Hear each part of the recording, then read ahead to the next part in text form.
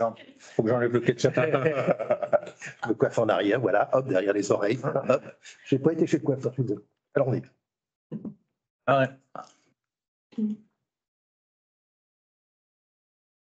Jérémy.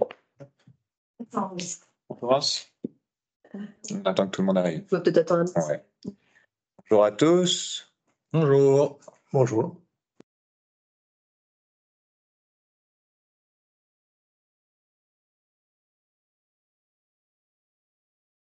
Là, ils entendent. Mm.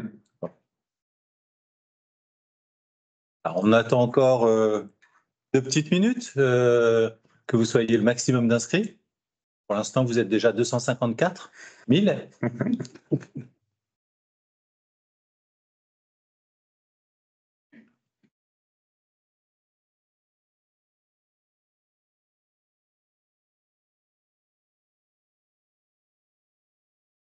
En fait, on fait un numéro de comique là tous les trois pour l'instant.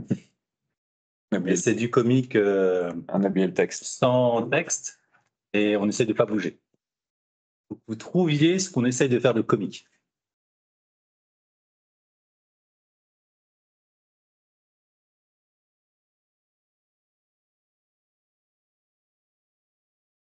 Arline, j'ai dit content. 13, ouais, encore un petit peu de lâche. Ouais. Attends.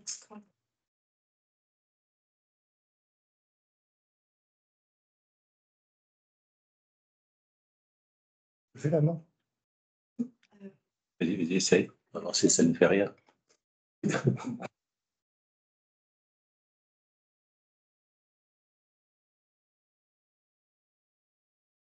Alors, on va démarrer dans 2 minutes. Il y a un petit message. Hop.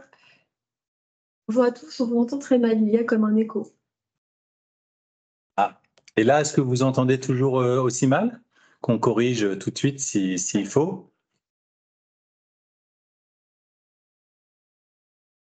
Donc, le son n'est pas bon. La radio, éteignez votre radio.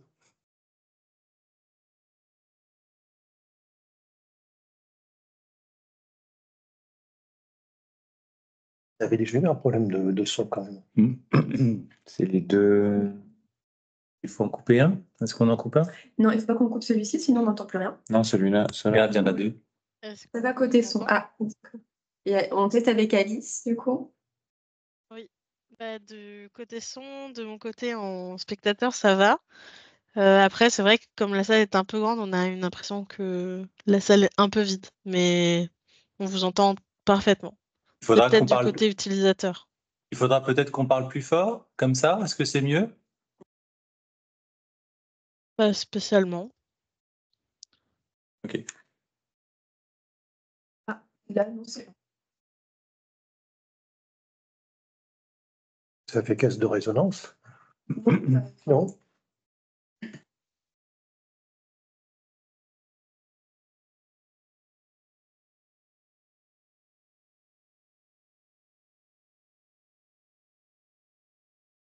Ah bon, tout va bien. Ok. C'est vérifié.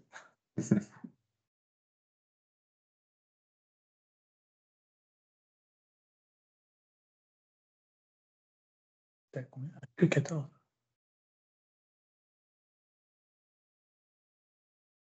Il y a des personnes qui s'inscrivent, mais qui. Enfin, on va regarder le replay. On y va. Du coup, 5 minutes. Ils sont là, on commence. Ouais. Oui, quitte à faire une répétition. Allez.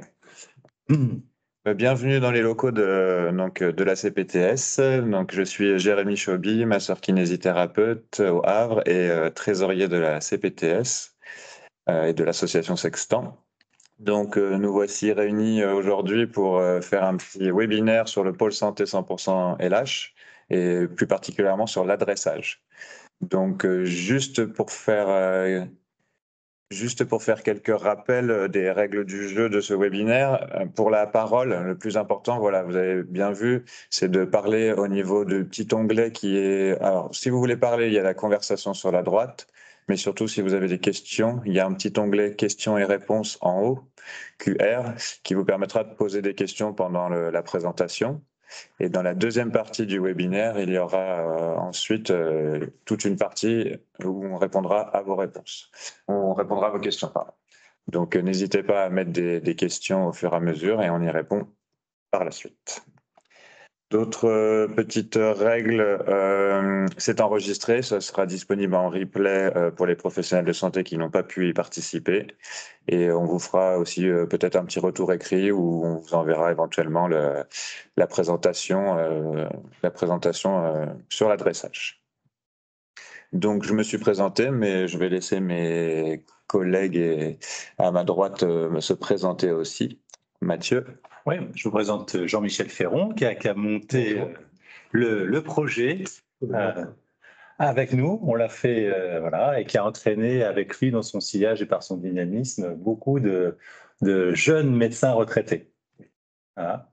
Et puis, on vous présentera tout à l'heure Madame Baloche, notre secrétaire et assistante de direction. À moi. On passe à la présentation. Présentation rapide du pôle, Mathieu. Ouais.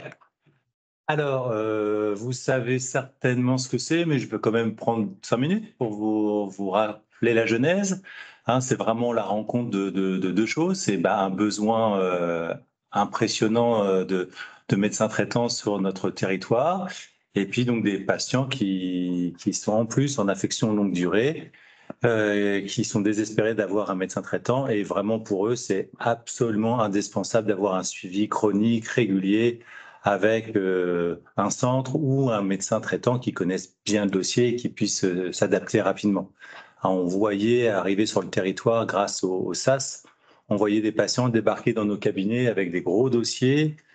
C'était effrayant, on passait une demi-heure pour les aider et on savait que derrière on les reverrait pas, ça n'avait vraiment pas de sens et on était bien malheureux de cette situation. Et puis, il y a des jeunes médecins retraités qui ont eu une bonne idée de se dire, nous on est encore jeunes, on est encore vaillants, on a encore de l'énergie, on vous aiderait bien. Voilà. Mais par contre, l'aspect financier, porter un cabinet, non, merci. On n'en peut plus. On a réussi à quitter ça. Surtout, on n'y retourne plus. Voilà. Et donc, fort de ces deux forces, on a été voir, on a pris notre bâton de pèlerin, on a été à la communauté urbaine, on a été à l'ARS, à la caisse primaire d'assurance maladie, et on a réussi à mobiliser les troupes, mobiliser des finances publiques importantes. Et du coup, aujourd'hui, depuis maintenant 10 jours, nous avons réussi à ouvrir ce pôle de santé 100% LH. S'il vous plaît, voilà. Alors, il a une particularité technique qui est très intéressante, c'est que comme on voulait prendre en charge, il a fallu inventer complètement le concept, puisque ça n'existe nulle part ailleurs, le fait d'avoir un pôle de santé réservé que aux gens qui sont en affection longue durée. Et du coup, il a fallu inventer tout un système, et on a eu plein de freins, et à force de lever les freins un par un, on y est arrivé. Voilà. Et donc, la caisse primaire d'assurance maladie, par exemple, ne pouvait pas nous subventionner puisque ce n'était pas ouvert à tous les patients, mais ouvert que à des patients en affection longue durée. Donc, elle ne pouvait pas, ça n'existe pas, ce statut-là. À l'inverse, ça plaisait beaucoup dans l'esprit. Et l'ARS, avec des moyens financiers, a pu, elle, nous accompagner et payer toute la partie personnelle. Voilà. Et quant à la communauté urbaine, elle paye toute la partie du loyer. Et la CPTS, elle paye tout ce qui est logiciel, ordinateur, matériel. Et puis la grande chance, c'est qu'on travaille avec la Domus Medica, avec la MU, et on a réussi à faire un chouette partenariat. Et du coup, on s'installe dans les locaux de la MU, de la Domus Medica, et il y a une très bonne ambiance qui se crée. Et vraiment, on a beaucoup de chance. Voilà. Donc, merci à tous ces partenaires de nous avoir permis de lancer ce beau projet. Nous, après. Oui. Alors, une des premières choses que nous avons fait, c'est de trouver notre coordinatrice de ce pôle de santé, notre assistante de direction de ce pôle de santé. Et on n'a pas beaucoup peiné parce que quand on l'a rencontrée, ça a été un coup de cœur. Et je vous présente.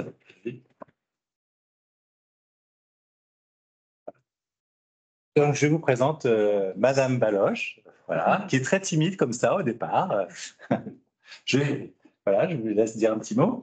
Donc, bonjour à tous. Donc, je suis Astrid Baloche, l'assistante de direction du pôle santé qui a ouvert ses portes le 18 mars. Et donc, je suis là pour aider les médecins retraités dans leur démarche, pour les seconder dans tout un tas de choses qu'ils auraient besoin de mettre en place pour bien exercer dans ce pôle. Voilà. Merci. Voilà. L'idée de ce pôle pour attirer tous les médecins, c'est vraiment qu'il y ait quelqu'un qui les aide, qui les épaule pour qu'il n'y ait aucune difficulté, d'autant qu'ils ont tous accepté, et ça a été un sacré défi, de travailler dans libéral, c'est-à-dire qu'ils se font payer au nombre d'actes qu'ils font. Et sachant que ce sont des patients très lourds, ils seront payés même prix que nous, 26,50 € pour des actes lourds. Et du coup, c'est pour ça que la communauté urbaine et l'ARS ont accepté de participer en disant oui, effectivement, vous prenez les plus lourds.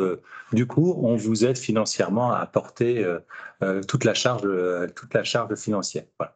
Pour qu'au moins le revenu vous revienne complètement, ça me paraît normal. Voilà.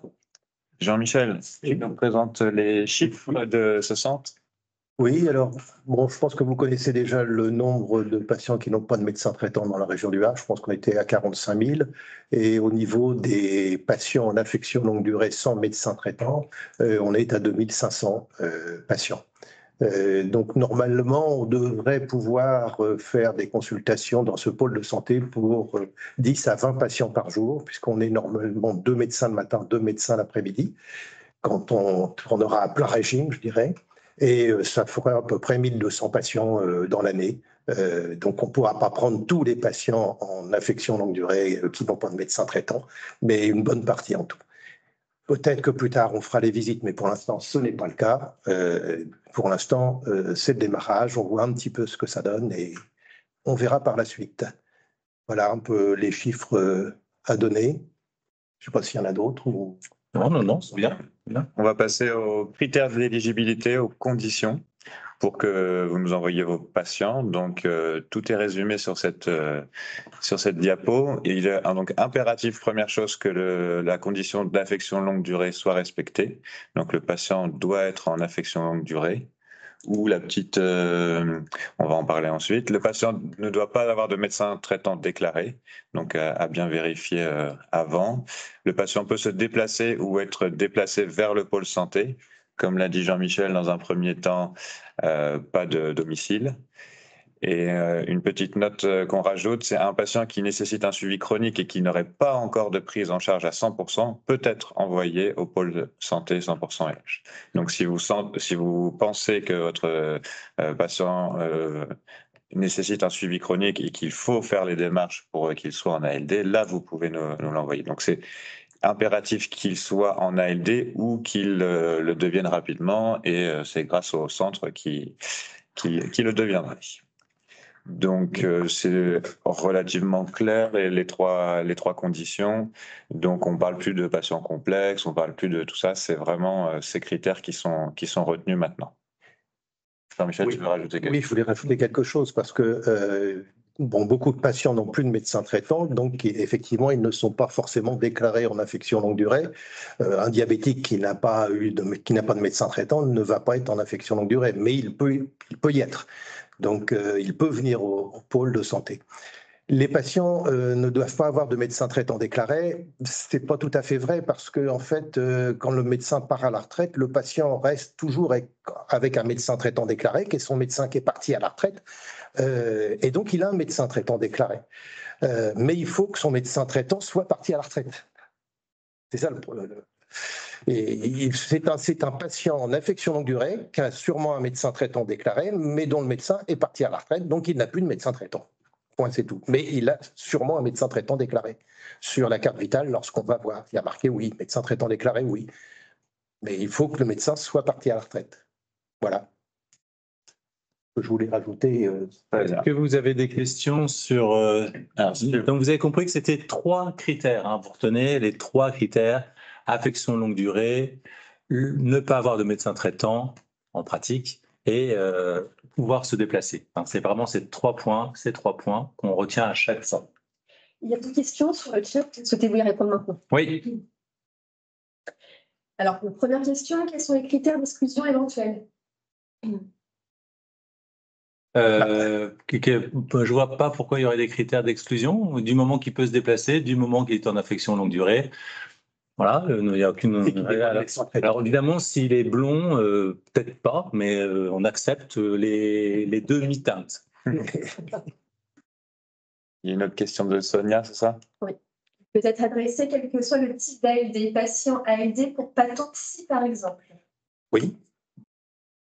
La réponse est claire, oui. Ok. Il y a une troisième question. Que faire en cas de troubles cognitifs majeurs? Si quelqu'un peut l'amener au pôle de santé et qu'il est en affection longue durée, on le prend en charge. Mais s'il ne peut pas se déplacer, non, pas pour l'instant en tout cas. Vous pouvez continuer de poser les questions. N'hésitez pas. Hein. Pour la deuxième partie, on les enregistre et on y répondra dans la deuxième partie. On va passer quand même à l'adressage, qui est le thème principal de ce webinaire. Donc Mathieu va nous expliquer exactement comment faire pour que vous nous envoyiez vos patients nécessitant un médecin traitant. Voilà. Donc maintenant, on compte sur vous. On voit bien que pour les infirmiers, les pharmaciens, c'était désemparant de ne pas pouvoir aider ces patients, de ne pas pouvoir leur trouver de médecin traitant. Et vous les connaissez très très bien, ces patients. Et donc vraiment là maintenant, vous pouvez les repérer. Et pour ça, c'est extrêmement simple. On a besoin d'avoir le nom, le prénom. Une date de naissance, le numéro de téléphone absolument, et puis dans l'idéal, vraiment, c'est le numéro de sécurité sociale. Voilà. Avec ces éléments extrêmement simples, eh bien, vous pourrez contacter le centre. Alors pour que ça soit bien sécurisé, bien médical, on vous propose de passer par IDOMED, toujours notre fabuleux IDOMED. Et l'adresse sur IDOMED est facile à trouver puisque c'est marqué pôle de santé 100% LH. Globalement, vous tapez 100, instantanément, vous trouverez les coordonnées de Madame Baloche. Vous tapez juste 100. Le nom, c'est pôle de santé 100% LH. Voilà, mais juste en faisant le 100, vous l'avez. Voilà. Ou LH, instantanément, vous l'avez. Voilà. Pour l'instant, voilà. Donc, vous envoyez une simple photo de la carte vitale en rajoutant le numéro de téléphone. Et nous, on a déjà tout. Hein, voilà. Donc, on a tout fait pour vous le simplifier au maximum. Alors, pourquoi on fait comme ça? C'est parce que si on donne le numéro de téléphone du centre, tous les patients, ce numéro va être très vite connu et on risque d'avoir 45 000 personnes qui vont téléphoner en 15 jours pour prendre un rendez-vous. Qui ne savent pas qu'ils ne sont pas à 100%. Beaucoup de gens sont persuadés, par exemple, qu'ils sont à 100%, alors qu'en fait, non, ils ont la CMU. Beaucoup de gens sont persuadés qu'ils sont à 100%. Non, ils ont une mutuelle qui permet de payer la complémentaire. Voilà. Donc, quand on dit 100%, c'est l'affection longue durée. Hein. Ils sont remboursés à 100% automatiquement ou ils ont une affection longue durée. Voilà, c'est ces patients-là, c'est ces patients fragiles là, voilà, qu'on envoie sur le centre. Donc, je répète, nom, prénom, numéro de téléphone indispensable et au mieux numéro de sécurité sociale. Ça nous permet nous d'avoir de vérifier qu'ils ont bien un médecin traitant ou pas. Et puis comme nous on connaît les noms des médecins qui ont pris leur retraite, on voit les choses assez rapidement. Et c'est Madame Baloche qui rappelle le patient pour dire, eh bien, vous faites partie des heureux élus pour aller de ce centre-là et on fixe un rendez-vous précis où ils seront vus une première fois, au moins pendant 3 quarts d'heure. hein, pour qu'il soit bien vu dans le détail et bien préparer le dossier. Si vous voulez Voilà. rajouter quelques antécédents. Alors, vous pouvez rajouter, si vous voulez, quelques antécédents, ça peut être tout à fait utile. De toute façon, c'est sur Idomed, de toute façon, c'est médicalement sécurisé, donc il n'y a absolument aucun souci. Merci Mathieu. Est-ce que vous avez des questions? Justement, on va passer à notre temps d'échange, le chat, questions-réponses. Donc, n'hésitez pas à poser les questions en haut sur la petite bulle QR et on vous répond dans la foulée. Il y a une question. Bien sûr. Je te laisse. Alors, je lis puis vous répondez. Certains patients pourront venir avec prescription de transport. Bonne question, Alice. Moi, ça me fait râler toujours. Moi, Ça me fait râler. Très franchement, ça m'exaspère. Quand on voit que 9 fois sur 10, les gens, ils ont quelqu'un qui pour les emmener en vrai. Donc, ça m'exaspère de faire des ALD. Mais ça, c'est d'un point de vue personnel. En vrai, ils peuvent, c'est possible. Oui, c'est possible, mais je pense que dans la société dans laquelle on est, on peut se trouver un voisin, on peut trouver de la famille pour amener. Parce que de toute façon, la personne est accompagnée dans la salle d'attente aussi. Et souvent, elle a besoin aussi d'un accompagnant dans la salle d'attente ou de. En théorie, oui, c'est possible, mais en pratique, je trouve que c'est pas tout à fait normal. Et d'autant plus que le gouvernement va faire la guerre aux prescriptions de transport. Je pense, à un moment ou à un autre. Parce que ça, nous, on l'a vu étant quand même assez vieux, on a vu quand même le transport, il y a quand même beaucoup d'abus. Et c'est un autre problème. Si c'est une ambulance qui le dépose, il n'y aura pas de problème. Alors, chose qu'on ne vous a pas dit, qui est très claire. Une ambulance. Chose qu'on n'a pas dit qui est très claire pour nous, ce centre, c'est pour suivre les patients en affection longue durée. Une fois qu'ils sont rentrés dans le centre, on suit tout. C'est-à-dire, on suit le patient dans sa complexité, avec ses pathologies qui vont arriver, avec son affection longue durée. On va suivre tous les patients, toute leur complexité. Donc après, ils pourront appeler directement, bien entendu, pour prendre un rendez-vous. Ça sera un vrai cabinet médical.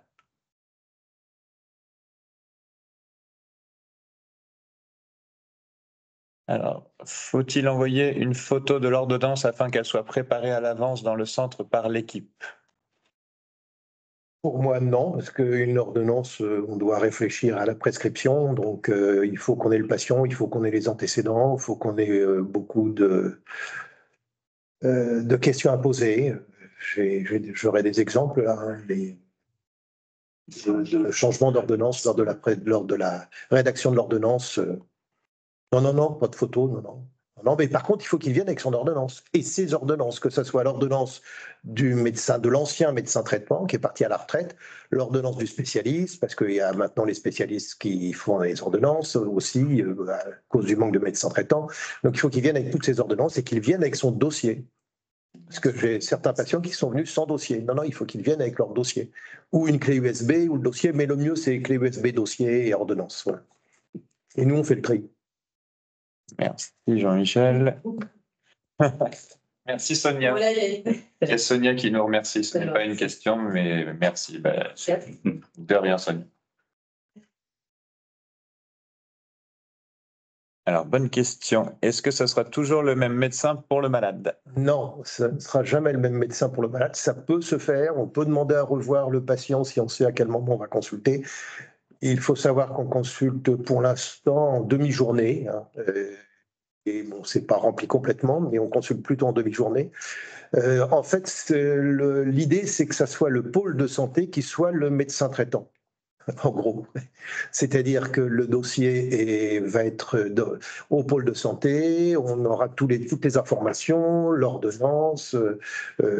Et pour moi, c'est ce que je dis aux patients, c'est le pôle de santé qui est médecin traitant.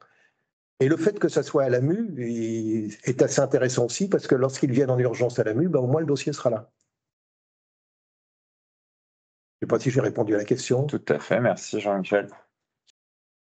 Avez-vous d'autres choses à ajouter ou d'autres petites questions à poser, soit dans la conversation ou soit dans les questions-réponses en haut?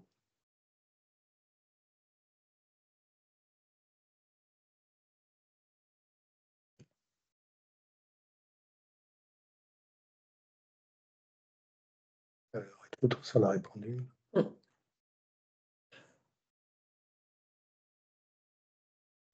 Donc, je reviens sur l'adressage, parce que faut que ça rentre. Nous avons dit donc il faut absolument 3 choses: que le patient soit en ALD, que le patient n'ait pas de médecin traitant. C'est pas parce qu'il est vieux, qu'il est moche qu'il faut en changer, d'accord? Donc il faut pas qu'il ait de médecin traitant actif et il faut qu'il puisse se déplacer. C'est 3 choses toujours, c'est même 3 choses. Voilà. Et puis pour l'adresser, IDOMED, magique de IDOMED, vous tapez 100 et vous avez l'adresse qui apparaît, pôle de santé, 100% LH. Coordination. C'est 117. Il y a une bonne question. Avez-vous une option bis pour les confrères qui n'ont pas IDOMED? Ils s'abonnent à IDOMED, ça vaut 0 €. Ils s'abonnent à IDOMED. Point. Ça change la vie d'avoir IDOMED. C'est tellement un outil extraordinaire sur le territoire. Il faut juste avoir IDOMED. On va essayer de centraliser quand même les demandes pour que ce soit plus facile pour Madame Baloche et les médecins d'oublier personne et de recueillir les données. Donc c'est vrai qu'on essaye de rester sur cet outil principal pour pouvoir gérer le flux et l'afflux de demandes.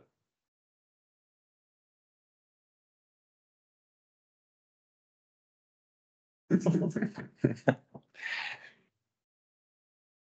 y a une autre question d'Alice. Ah oui. Oui. Tu peux nous remettre les questions. Là. Non. Ah oui. Il y avait une autre sur les notes. Alors, il y a une question: comment se passera la prise des rendez-vous ultérieurs pour le patient? Là, pour le coup, ils auront le numéro de téléphone et donc ils prendront tout simplement un rendez-vous de téléphone directement. Le redonner en sortant. C'est le rendez-vous. Voilà. Nous, on leur donne le rendez-vous dès qu'ils sortent, mais ils pourront appeler le centre. Voilà, donc c'était l'autre question. Une question d'Alice Rivoulet. Est-ce que les OSNP du SAS adresseront directement des patients au lieu de les adresser en garde? Alors ça, c'est une question très intéressante. Alors, les OSNP, quand ils reçoivent l'appel, ils ont tous été formés, on les a tous eus en même temps, pour repérer un patient en ALD qui n'a pas de médecin traitant et qui peut se déplacer. Et pour ensuite l'envoyer, le signaler. Alors, l'OSNP note que ce patient est dans ces conditions-là et ensuite envoie cette note à Madame Baloche. Et ensuite, le centre est prévenu et contactera ce patient. Étonnamment, on sait qu'il y a à peu près 15 patients en ALD sans médecin traitant qui appellent par jour. Sur les 600 appels que nous avons, il y en a 15. Mais en fait, pour les OSNP, rien n'est si simple, puisque les patients, eux, ils disent « mais non, mais je suis à 100%. » Qu'est-ce que sont les OSNP? Excusez-moi. Les OSNP, ce sont les secrétaires d'accueil qui répondent au service d'accès aux soins, le 116-117, au SAS, avant éventuellement de basculer la ligne sur le médecin régulateur. Mais donc, les secrétaires ou les OSNP, ils n'ont pas forcément facilement la compréhension que c'est une ALD quand le patient il parle.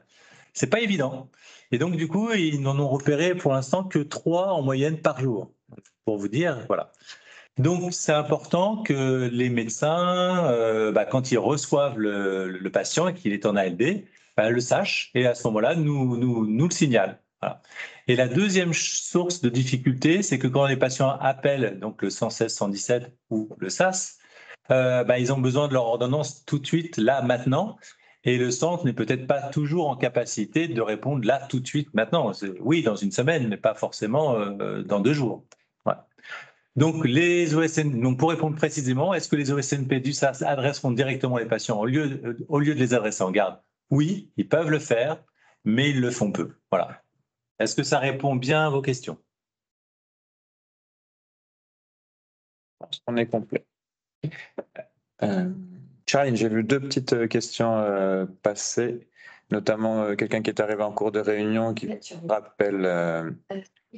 Bonjour, je suis arrivé en cours de réunion, désolé, où se trouvera le pôle de santé et à partir de quand fonctionnera-t-il? Donc il fonctionne déjà. depuis 15 jours, c'est ça? Depuis le 18 mars. Et il se trouve à 114 rue Jules Siegfried, où il y a l'AMU au niveau de la Domus. Mais il ne faut pas adresser les patients Directement là-bas. là-bas. Puisque c'est en journée, et c'est fermé en journée, donc ils ouvrent que sur rendez-vous. Vous avez bien compris, on n'adresse jamais le patient directement là-bas et jamais vous leur dites où c'est. C'est nous, on leur dira. Voilà. Les choses se feront progressivement, hein. Mais on ne veut pas avoir 45 000 personnes qui débarquent d'un coup, hein. Ça fait beaucoup. Comment se passera la prise de rendez-vous ultérieure pour le patient? On l'a dit, donc ça c'est, on leur redonne un rendez-vous quand ils vont sortir de consultation, ou alors ils auront eux un numéro pour pouvoir rappeler et pour reprendre un rendez-vous, puisque ça sera comme un cabinet médical classique. Autre chose, Charline? Je regarde l'écran en même temps. C'est en train de s'écrire.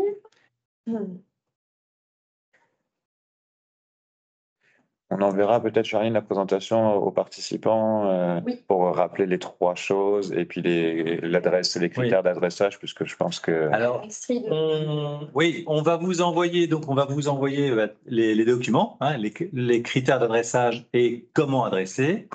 Et ce document peut circuler du coup maintenant, puisque de toute façon, un patient ne pourra jamais rentrer directement et ça passe par Idomed, donc lui, il n'y a pas accès. Donc maintenant, ce message, il peut être diffusé largement, hein. En passant, pouvez-vous transmettre nos remerciements aux confrères dévoués qui vont bien nous rendre service, ainsi qu'aux patients. Merci. Alors, on les applaudit. On a leur représentant avec nous. Bravo, il est là. C'est lui et tous les autres. Voilà. Ils sont formidables. C'est vrai que c'est bien de les applaudir aussi. Je peux vous dire même, moi, parce que je participe un petit peu à des réunions, vous verriez l'excellente ambiance, hein. Le dynamisme. Et le dynamisme. Et on se dit, mais ah ouais, non mais ça aurait été dingue que tu puisses pas encore continuer à travailler, hein. Là, j'en ai même reçu un à mon cabinet parce que il avait quitté son cabinet il y a 6 ans. Il avait quand même 73 ans. Mais c'était dingue, il me donnait des leçons, hein. Mais c'était extrêmement agréable, des leçons. C'était un échange confraternel. C'était absolument passionnant de travailler avec lui. Non, mais franchement, c'est formidable. Ils sont très motivés. Et on les garde et on les bichonne. Ouais. Ils sont très, très motivés. C'est un petit peu dur l'ordinateur, mais ils sont archi motivés. Ça va. Ça va. Ils vont dépasser, hein, faut vous dire. Je suis quand même depuis 97 à l'ordinateur. C'est peut-être pas toi, Pierre. C'est le logiciel qu'il faut prendre en main. Charline, est-ce que tu vois d'autres choses où on a bien fait le tour? Chat, pour l'instant, je pense qu'on est à jour sur les questions et les commentaires. Eh ben, c'est très bien. Jean-Michel, est-ce que tu veux nous faire un petit mot de la fin? Et puis s'il y a 1 ou 2 questions qui apparaissent, Oui, non, mais compléter des petites choses. Je pense que c'est une bonne expérience qui a pu se concrétiser grâce au CPTS, à Sextant, à Mathieu, Elsa, enfin toute l'équipe du CPTS et de Sextant. Sinon, on n'aurait pas pu faire grand-chose parce qu'en fait, moi, l'idée, il y a eu juste une idée au départ, mais c'est quand même le CPTS et Sextant 76 qui a tout concrétisé quand même. Sinon, je pense qu'il y a une bonne ambiance, effectivement, et je pense que les patients, les patients sont vraiment contents d'avoir un endroit où ils peuvent être pris en charge. Ce qu'il faut savoir, c'est qu'un patient qui arrive avec son dossier, on passe à peu près 1 heure avec le patient pour remplir le dossier. Au début, je pensais que c'était moi qui étais lent et vieux. Et finalement, tous les autres vieux qui m'accompagnent sont aussi lents et aussi vieux et mettent à peu près 1 heure à remplir correctement le dossier du patient qui après pourra être lu. Le but quand même, c'est de rendre service effectivement à des patients qui sont déjà malades, qui n'avaient plus de médecin traitant, donc qui avaient quand même une charge d'angoisse. Mais le but quand même, c'est que ces patients-là trouvent un médecin traitant. Donc il faut savoir que tous les médecins qui sont installés au Havre, dès qu'ils ont la possibilité d'accueillir ou de prendre en charge un patient en affection longue durée qui habiterait dans son quartier, il faut qu'il nous le signale parce que le but, c'est de lui envoyer le patient en ALD qui est pris en charge au pôle, mais de ne pas les garder. On ne veut pas les accaparer. On veut qu'il trouve un médecin traitant après. Mais pour l'instant, c'est un peu compliqué. Peut-être que ça va s'améliorer dans le temps. J'ai vu. petite question intéressante. Si un médecin jeune retraité est intéressé, où l'envoie-t-on? Où l'envoie-t-on? Oui, et vers qui? Alors, on l'envoie au pôle de santé, à Sextant. Peut-être plus précisément, si on le renvoie au pôle de santé, on ne va pas lui ouvrir, puisque c'est sur un petit message sur e-domail. C'est compliqué, c'est compliqué. Ouais. On lui donnera le contact de Madame Baloche Oui. ou la CPTS. Enfin, c'est facile. Oui, c'est PTS, Sextant. L'adresse que vous trouvez. Mais on a besoin de jeunes retraités. Hein. Ça, parce qu'en fait, on est tous, enfin, la majeure partie des médecins qui participent au pôle de santé, on est tous retraités depuis 2021. Et on aimerait bien avoir des jeunes retraités et que ça continue à arriver parce qu'il faut qu'on soit à peu près. Ce qui serait bien, c'est qu'on soit une vingtaine de retraités. Et actuellement, il y en a? On est 9. Ok. 9 à prendre des vacations. Ok. Mais le but, c'est qu'on soit suffisamment nombreux parce qu'on est retraité, donc on n'a pas envie de travailler comme des dingues. Donc, on veut travailler à notre rythme, mais il faut, pour rendre service, il faut qu'on soit un petit peu plus nombreux, si possible. Mais merci de nous envoyer des retraités. Hein. Ouais. Des patients et des retraités. Donc, je vous dis, vous contactez la CPTS, hein, c'est facile. Voilà. Ou Madame Baloche. Mais par contre, vous aurez peut-être du mal à trouver, comme on ne veut pas diffuser le numéro de téléphone.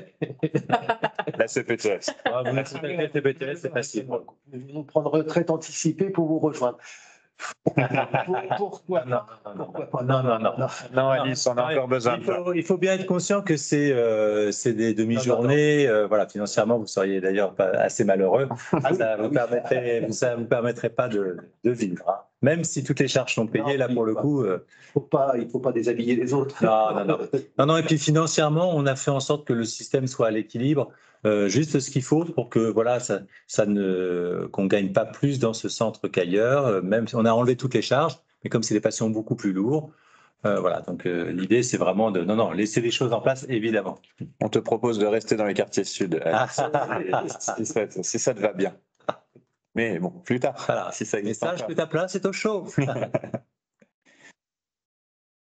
Allez, encore 5 minutes éventuellement pour conclure, pour quelques petites questions, et puis ensuite. Alors,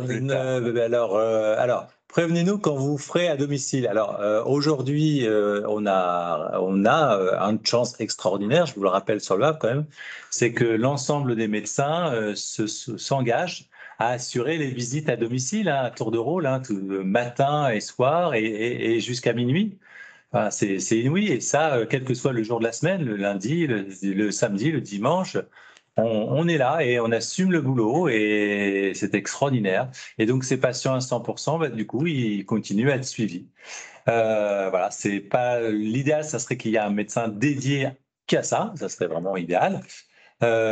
Pourquoi pas, d'ailleurs, ça serait un système inventé ou une IPA dédiée qu'à ça, on travaille avec un médecin. C'est des choses à réfléchir. Mais pour l'instant, on s'en sort en assurant à la fois les urgences et en assurant à la fois le suivi chronique de ces patients. Merci. Charline, est-ce que tu vois d'autres choses? Non, là c'est pareil, que ce soit dans la question-réponse. On a répondu. Je recommence. Alice, merci Alice. Renoncer à nous rejoindre. Je vais en profiter pour remercier Alice, une autre Alice qui nous a aidé pour la technique de ce webinaire, parce que sinon je pense qu'on n'aurait pas pu réussir à vous parler comme on le fait actuellement et on vous aurait envoyé un simple courrier. Et là on a fait quelque chose de plus moderne qui vous a plu, j'espère. On remercie Charline et Astrid pour la préparation de ce webinaire, notamment toute l'organisation. Et puis s'il n'y a pas grand-chose de plus. Mathieu, petit mot de la fin. Non, voilà, je vous dis, vous pouvez faire circuler cette présentation, elle est claire. Donc faites-la circuler largement pour que tous les professionnels de santé maintenant puissent savoir comment faire. Voilà, c'est vous qui êtes au cœur, c'est vous qui êtes au plus près des patients. Voilà. On peut dire envoyez-nous des patients? On peut dire ça? Oui. C'est quand même assez rare de dire ça dans la région. Envoyez-nous des passes. C'est ça. Alors, il faudra peut-être juste faire une chose. C'est dire aux gens, on vous signale au centre, vous serez recontacté par le centre. Ne leur faites pas de fausses promesses. Dites, vous serez recontacté dans la mesure du possible assez rapidement et on va faire tout pour que. Mais ne leur dites pas, ah ben c'est sûr, je vous ai trouvé une passe, c'est sûr. Enfin, puisque vous avez compris, ils étaient 2500 sur la grille de départ. Il n'y a que 1250 à l'arrivée. Voilà.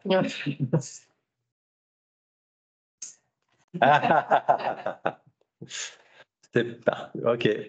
Bon, bah, merci pour votre humour à tous. Ouais, merci beaucoup. Et puis, bon après-midi et bon week-end de Pâques. Au revoir. Et vous jouez bien.